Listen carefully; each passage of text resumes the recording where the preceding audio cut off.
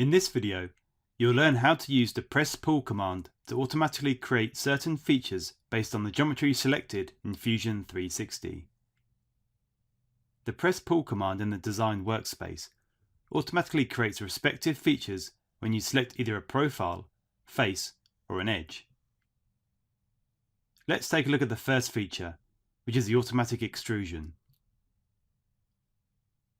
The extrude feature in the press pull command occurs when Fusion 360 automatically recognizes when a sketch profile has been selected.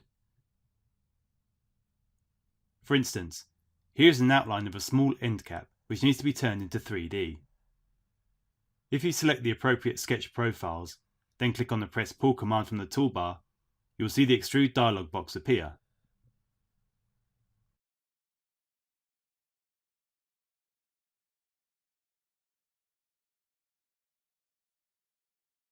You can now drag the handle or enter a value, and this will turn into a solid body when you press OK.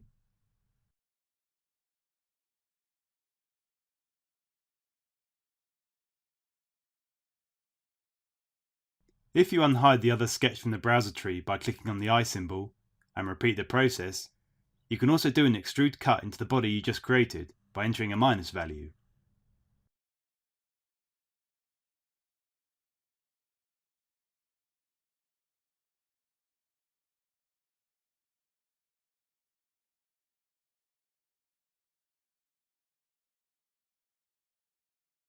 The automatic offset feature occurs when Fusion 360 recognizes that a face has been selected.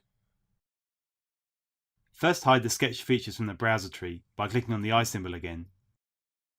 Now, if you select the bottom face of the pocket you just created and press the same press pull button as before, you can see that the dialog box now indicates that you're in the offset face command. Whereas before, when you selected the sketch profile, it automatically went to the extrude command. Set it to a new offset from the drop down options, input a negative value and press OK.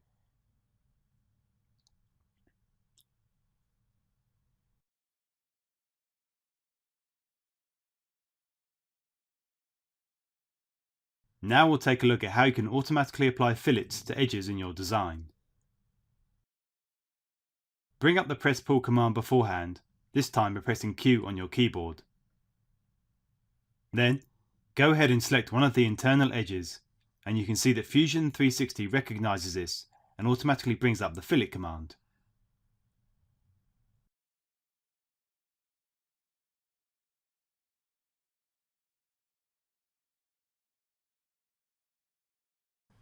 Now you can see we have 3 different solid modeling commands captured in the timeline just by using one intuitive feature.